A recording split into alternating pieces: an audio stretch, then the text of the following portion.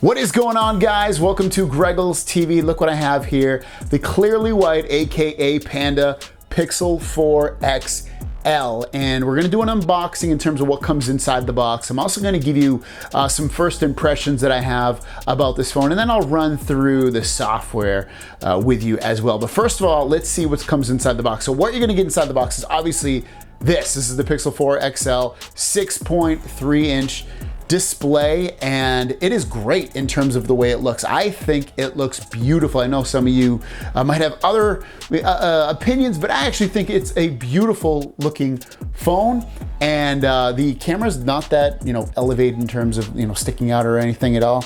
I looked at it, and then the white part looks awesome and feels really great on there. It's a matte finish, and then you have this, I believe it's magnesium all the way around in black. And again, it just looks great. Speakers at the bottom, stereo speakers, USB Type-C, orange power button, volume keys, SIM card tray on the left, and just microphones at the top. But anyways, it is a beautiful, awesome looking phone. They also gave me this cool fabric case, which also has a pink or orange button on the side here. And I don't know, I like this case as well. I'm glad they gave it to me. And it works perfectly fine, feels good in my hand. I did put a phone loop just to make the phone a little bit easier to hold. I'm so used to these things by now.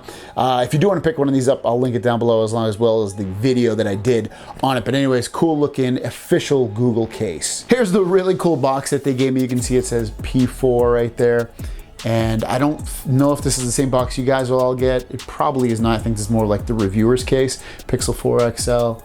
Really awesome looking case, and also gave me this. This is the case box as well. Besides some paperwork and a SIM card ejector, inside the box you're gonna get the 18-watt fast charger, as well as a USB-C to USB-C cable, and a little device here to transfer your data from your old phone to your new phone. So it's USB-A on one side and USB-C on the other. One thing to keep in mind, if you're coming from at least an Android phone that has USB-C on the bottom, you can just use you can literally just use this cable if you wanted, the USB-C to USB-C. That's what I did. I transferred from my Galaxy Note 10 to my Pixel 4 phone, and I just used a USB-C. I didn't have to use this little adapter. Now that you know what comes inside the box, I want to go through first impressions that I have about this phone and things that I actually wrote down in terms of notes. Okay guys, so let's jump into it. First thing, you can either use gestures or these traditional Android buttons, back button, home button, and recent apps button. One thing though, you cannot switch these buttons. I can't put I like the back button on the right hand side. Unfortunately, you cannot change that. So keep that in mind. And also remember, you do have gestures, so you can I'll go into that real quick. It's currently set for the 3-button navigation like I have now, but there's no way to switch those buttons. Or you can do gestures so that those buttons go away, and if you want, you can swipe up to go home, or you can long press to bring up the recent apps. Also, face unlock, amazing on this. It works very, very well. It unlocks your phone very, very quickly. So it's built up in here. There's no fingerprint sensor, but otherwise it is awesome. I actually like it a lot. I'm glad they added it. And as you can see, you can use it to unlock your phone, or you can turn that off if you want. You can also go in here and app sign-ins and payments. One thing about that though, I currently don't have any apps that this works with. The apps do need to be updated. So all your banking apps and password apps, currently, as of me just making this video before this phone's actually fully released to the public, it doesn't work with any of those. So I'm hoping that the banking apps and all those update their apps very, very quickly in order for me to start using this in terms of being able to sign into apps with my face.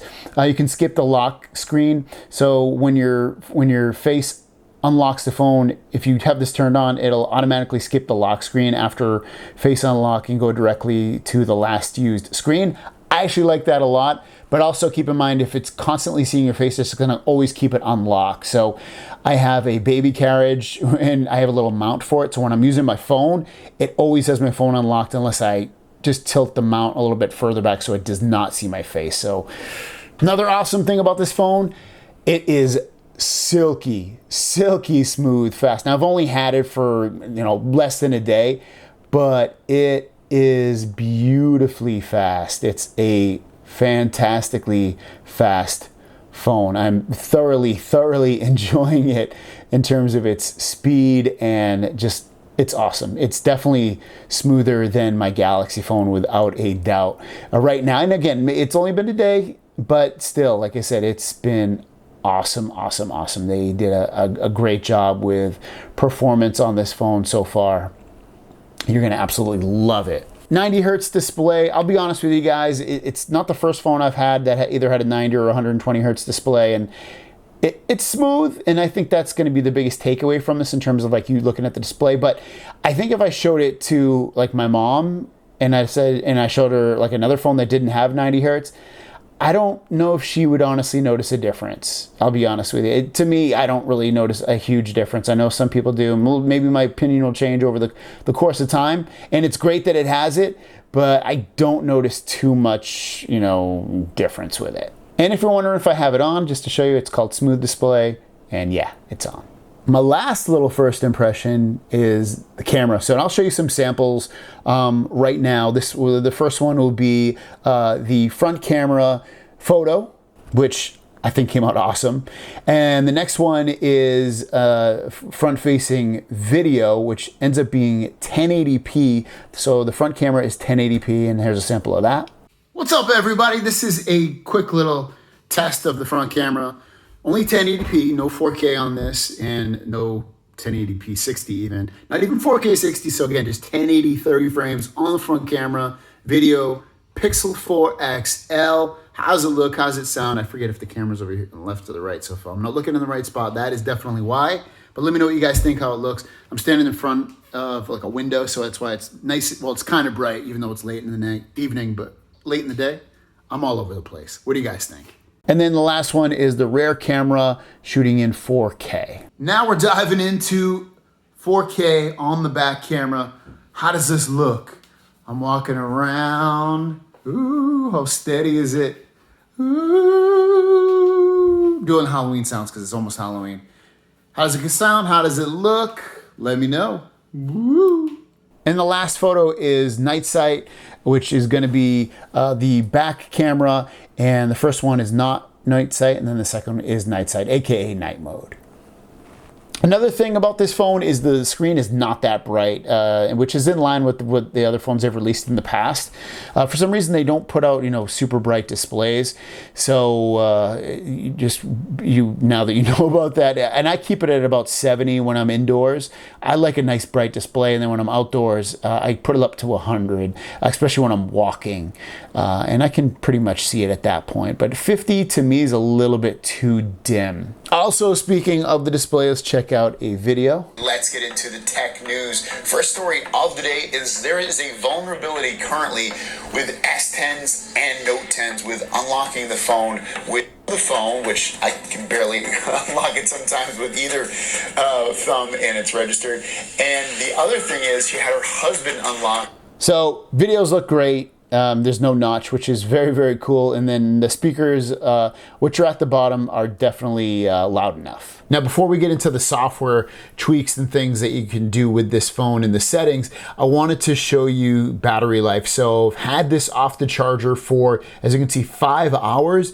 And I have about 3 hours of screen on time with 57% battery life. So if you basically, drop this down to 0% battery life, you can see I'd get about a little over 6 hours of screen on time, which for me is amazing because generally with my Galaxy phone, which has a not much bigger battery, but a slightly bigger battery than this one, I get about anywhere between 4 and 5 hours of battery life. So this is giving me 6 hours of screen on time. So far I'm impressed with the battery. And then let's just jump around the phone just to show you some of the software that it has on it. We'll start off on the home screens here. So we'll go into home screen settings first. You can see notification dots, at a glance, which is the stuff at the top. You can go in there and have traffic information show or upcoming flight info or calendar events. It's very common with other Pixel phones as well. Not really too many things in here. Allow home screen rotation, suggestions. You can turn that on and off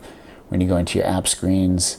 You also have widgets, which is, again, very normal. The other big thing is styles and wallpapers, which the biggest thing is Come Alive. So when you go in here, they have, a bunch that basically just live wallpapers. Think of them as that. Would be these Pikachu ones, or Pokemon as they would say. So I already have it set. So some of the cool things you can do with these, you can tap it. You can double tap it to change it. And there's a bunch you can go through to change these. And you can also wave, and it will wave back. So let me do this. Hopefully you'll be able to see it. There you go, wave to me. This is the app drawer, which, again, very similar if you've had a Pixel phone, just up and down. Very, very smooth. These phones are so fast. They did an awesome job again. And then just to go into settings real quick. The big thing in here, so we'll check out display real quick. And you have adaptive brightness, which I always keep off. Styles and wallpapers where we look. Dark theme, so it turns everything dark. So if you like dark mode, and it should save battery life as well because these are OLED displays. You have colors. You can do natural, boosted, or adaptive. You also have smooth display, which I kind of showed you earlier. That allows you to have 90 hertz display running on there, so you can get your really ultra smooth display. Storage, I have the 128 gig one, and you can see I'm using 35 of it, but I mean, everyone's gonna be a little bit different, especially with the apps they have installed. And then under system, and then again, gestures, this is where like a lot of the customization type things are. So you can do quick gestures to skip songs, showing you how to do that if you want. I kind of showed you that just by waving to the wallpaper. It's going to be a very similar thing. Silence interruptions, you can do that. All that stuff. You can turn that on or off. Active edge is going to be when you squeeze the phone, it'll bring up your assistant. And then there's some other ones as well. Kind of, if you flip it, the camera will turn on. Flip it to shush. Lift to check the phone, aka stuff like that. So that's pretty much the Pixel 4 XL 128 clearly white, guys. It's a very, very smooth phone. The speakers are fantastic. The display is beautiful but dim at a regular 50%. You can turn it up obviously and get a much brighter display, but I'll have a full review eventually, and I'm going to have more videos on this starting on Monday or Tuesday actually, probably. So stick with the channel, make sure you subscribe. If you want to pick this up, I'll link it down below. See you guys down the road. Peace.